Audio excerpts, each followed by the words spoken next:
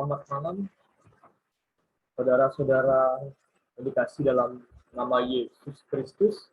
Pada malam hari ini kita akan belajar dengan singkat tentang satu doktrin penting dalam iman Kristen, yaitu total diversity of man. Dan doktrin ini menjadi satu doktrin yang menjadi fokus dalam pembahasan salah satu poin dari the 5 point of Calvinism, yaitu dalam poin T, total diversity. Dalam tulisan Edwin X. Kelmer menuliskan dengan istilah total diversity of kerusakan total manusia. Mari kita belajar apa artinya doktrin total diversity. Yang pertama, total diversity itu berbicara tentang kerusakan total dari natur manusia. Nah, ada sebuah konsep pandangan dari seorang psikolog yang bernama John Locke. Dia mengatakan bahwa manusia pada waktu lahir itu seperti kertas putih, blank slate, atau dengan konsep doktrin ajaran teori tabula rasa. Teori tabula rasa ini mengajarkan bahwa ketika manusia lahir, manusia tidak tercemar oleh dosa, dan manusia itu seperti kertas putih, sehingga bagaimana manusia nanti di masa depan itu tergantung dari bagaimana manusia itu diisi di dalam dirinya. Siapa yang menulisnya, siapa yang mengisinya, maka itulah yang akan membentuk manusia. Namun, apa kata Alkitab? Ketika kita berbicara tentang doktrin total diversity, maka ada dua buku rujukan yang akan saya gunakan pada malam hari ini, yaitu yang pertama dari buku Edwin X. Kelmer dan juga buku dari Gigi Daan. Nah, kita akan melihat Edwin X. Kelmer menggunakan istilah itu kerusakan total dan Gigi Daan menggunakan istilah ketidakmampuan total. Nah, pengertian ini muncul dalam hubungannya dengan manusia, karena manusia diciptakan sebagai gambar dan rupa Allah, tetapi manusia sebagai gambar dan rupa Allah yang telah jatuh dalam dosa. Yesaya 64 ayat 6 mengatakan bahwa kesalehan manusia itu seperti kain kotor di hadapan Tuhan. Nah, oleh karena itu kita akan melihat apa pengertian dari doktrin total diversity. Total diversity itu berbicara tentang kerusakan total, tetapi ini bukan dalam konteks realisasi. Dalam konteks realisasi itu artinya bahwa manusia itu tidak sama seperti iblis. Artinya ketika manusia jatuh ke dalam dosa, manusia masih memiliki percikan gambar dan rupa Allah, namun hal itu sudah rusak oleh dosa. Tetapi bukan berarti ketika manusia sudah jatuh dalam dosa, manusia bisa disamakan dengan iblis. Nah, kerusakan total ini menunjuk kepada eksistensi, yaitu keberadaan manusia atau potensi manusia, dan juga jumlah manusia kuantitas. Itu artinya seluruh manusia di dunia yang ada dari keturunan Adam ini, itu mengalami yang namanya total diversity. Secara eksistensi, itu artinya bahwa kerusakan total itu menunjukkan bagaimana manusia dalam pikirannya dan juga di dalam hati nuraninya, conscience, dan di dalam kehendaknya, will-nya, itu sudah mengalami kerusakan total. Apa maksud dari kerusakan total? Maksud dari kerusakan total itu yaitu manusia mengalami ketidakmampuan total. Manusia berdosa.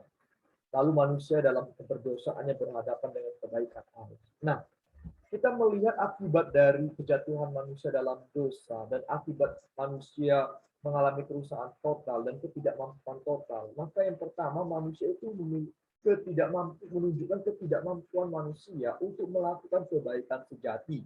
Itu artinya bukan manusia ketika sudah jatuh dalam dosa, mengalami kerusakan total, manusia akhirnya betul-betul sejahat-jahat dan sejadi-jadinya, tidak. Tetapi manusia mampu melakukan kebaikan, tetapi kebaikan itu yang bersifat relatif. Itu istilah yang digunakan oleh Edwin X. Kelmer. Sehingga manusia tidak mampu melakukan kebaikan yang sejati, kebaikan yang sungguh-sungguh baik, yang standarnya sama dengan standar Allah. Nah, oleh karena itu ini menunjukkan bagaimana manusia mengalami ketidakmampuan dalam melakukan kebaikan sejati.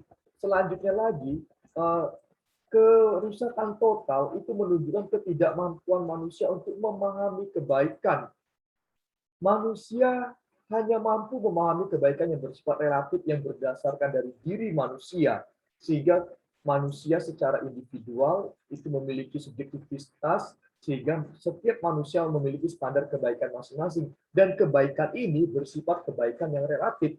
Oleh karena itu, ini akan menimbulkan kondisi di mana manusia tidak mampu memahami kebaikan, secara khusus kebaikan yang betul-betul daripada Allah. Nah, selanjutnya, kerusakan total itu menunjukkan bagaimana manusia tidak dapat menginginkan kebaikan. Manusia tidak betul-betul menginginkan kebaikan yang daripada Allah. Manusia sejatinya memberontak kepada Tuhan. Bahkan dalam Roma pasal 3 ayat yang ke-10, tidak ada orang yang berbuat baik, semua manusia pun mereka menentang Allah.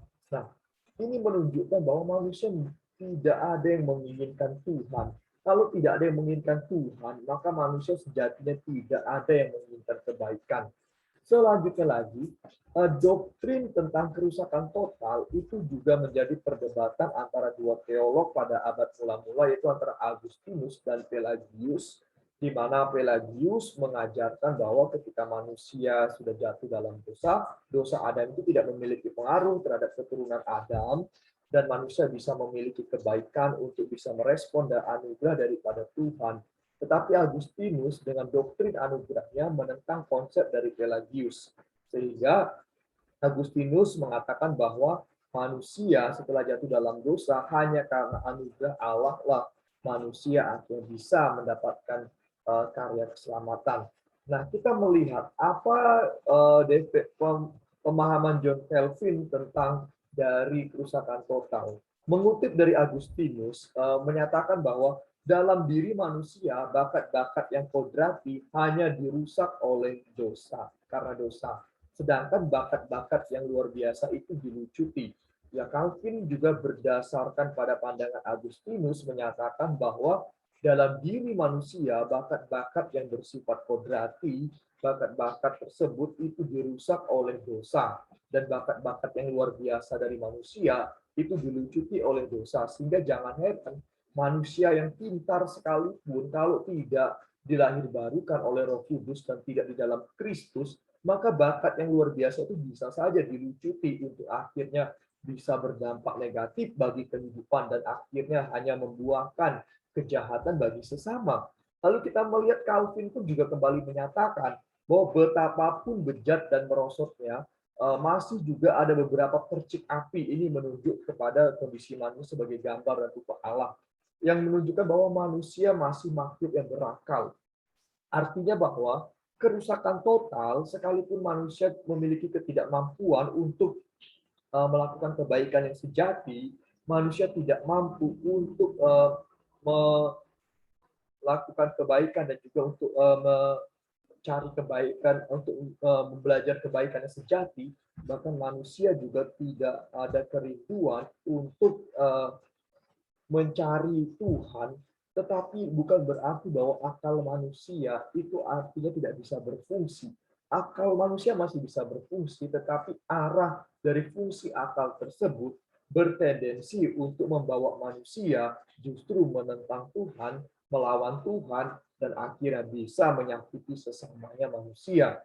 Kita melihat kembali dalam sidang di Dort, Synod of Dort, di mana dalam Synod of Dort tersebut akhirnya dirumuskanlah the 5 point of Calvinism, di mana dalam poin tersebut istilah total depravity itu pun akhirnya dirumuskan. Dalam sidang tersebut ada 26 delegasi dari gereja reformat Belanda, Inggris, Jerman, Swiss, dan ada sekitar 154 kali persidangan dari tahun 1618 sampai 1619. Barulah akhirnya dirumuskan doktrin tentang total depravity of man. Itu artinya perumusan doktrin ini pun juga harus menghadapi pergumulan karena pada waktu itu ada seorang profesor teolog dari Belanda bernama Jacobus Arminius menentang poin dari doktrin dosa. Nah, yang dipaparkan dan predestinasi dari Calvin. Oleh karena itu, perumusan doktrin total depravity of man itu bukanlah sesuatu yang instan yang dipikirkan oleh satu orang teolog, tetapi itu merupakan hasil konsensus bersama dari gereja-gereja Reform dalam Synod of Dort. Sehingga salah kalau kita langsung menjustifikasi bahwa doktrin ini adalah doktrin yang tidak berdasar. Tidak. Di sini banyak yang memikirkan sehingga doktrin ini pun akhirnya bisa dirumuskan. Lalu kita melihat apa pernyataan dari Westminster Confession of Faith yang dirumuskan pada tahun 1646 tentang kerusakan total. Dikatakan bahwa dan karena mereka yaitu Adam dan Hawa adalah nenek moyang dari seluruh umat manusia, maka kesalahan dari dosa ini diperhitungkan. Demikian juga halnya dengan kematian di dalam dosa dan kerusakan hakikat manusia. Berlaku bagi semua keturunan yang diperanakan secara biologis. Kerusakan asal inilah yang membuat kita sama sekali tidak mau dan tidak mampu berbuat baik, serta membenci segala kebaikan dan condong kepada segala kejahatan. Dan olehnya pula kita terus melakukan pelanggaran. Ini yang dituliskan dalam Westminster Confession of Faith, pasal 6 ayat 3-4. Nah, dalam Westminster Confession of Faith, pernyataan ini tidak dirumuskan lagi oleh satu orang, tetapi ini pun hasil dari pertemuan dari para teolog dari Inggris. Ada kurang lebih yang ada di Inggris yang kurang lebih ada 121 hamba Tuhan, bahkan melakukan persidangan sebanyak 1.163 kali persidangan. Dan itu terjadi pada tahun 1643 sampai 1649. Sehingga kesimpulan teologis rumusan ini bukan dirumuskan secara instan oleh satu orang, tidak. Tapi ini hasil diskusi, bayangkan, ada ribuan sidang yang dilakukan. Oleh karena itu ini adalah sebuah doktrin yang patut kita hargai dalam sejarah, ini dirumuskan dengan penuh perjuangan juga. Oleh karena itu, doktrin total depravity of man adalah doktrin dasar penting dalam iman Kristen kita pada saat ini. Lalu mari kita mengecek apa kata Alkitab tentang keadaan manusia yang jatuh dalam dosa. Kejadian 6 ayat 5 mengatakan bahwa segala kecenderungan hati, yaitu hati manusia, selalu membuahkan kejahatan semata-mata. Di dalam manusia yang sudah jatuh dalam dosa, kecenderungan hatinya membuahkan kejahatan semata-mata. Bahkan Kejadian 8 ayat 21 pun ditegaskan kembali oleh Tuhan, aku takkan mengutuk bumi ini lagi karena manusia, sekalipun yang ditimbulkan hatinya adalah jahat dari sejak kecilnya. Ingat, yang ditimbulkan hatinya adalah jahat dari sejak kecilnya, maka ini menentang dari konsep tabula rasa dari John Locke. Oleh karena itu dalam Mazmur 51 ayat 7 juga menekankan oleh Daud mengatakan, sesungguhnya dalam kesalahan aku diperanakan, dalam dosa aku dikandung ibuku.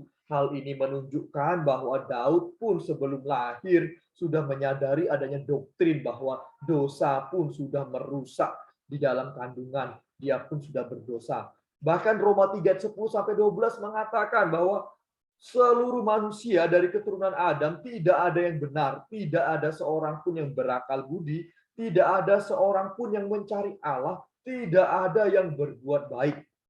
Dan Roma 3:23 menyatakan, karena semua orang telah berbuat dosa dan telah kehilangan kemuliaan Allah. Oleh karena itu Alkitab juga banyak memberikan referensi, dukungan, konsep dari doktrin total depravity of man. Selanjutnya, doktrin total depravity of man ini kalau kita pegang, maka kita akan memahami yang pertama, sumber masalah dalam dunia kita ialah karena ketika manusia jatuh dalam dosa. Dosa itu membawa manusia mengalami kerusakan total, pikiran, hati nurani, dan juga kehendak mengalami kerusakan total. Sehingga masalah dalam kehidupan manusia oleh karena manusia dalam posisi rusak secara total. Lalu melalui doktrin total depravity kita akhirnya memahami, memiliki kesadaran ketidaklayakan kita di hadapan Tuhan. Kita betul-betul secara eksistensi kita ini berdosa dan kita betul-betul tidak layak di hadapan Tuhan. Oleh karena itu hanya anugerah kalau kita diselamatkan oleh Tuhan. Karena itu poin ketiga ini bersangkut paut akan membawa kita. Oleh karena itu ketidakmampuan kita secara total, kematian rohani kita, itu hanya dapat ditolong oleh Allah yang menghidupkan kita secara rohani. Karena itu keselamatan di dalam Kristus adalah anugerah.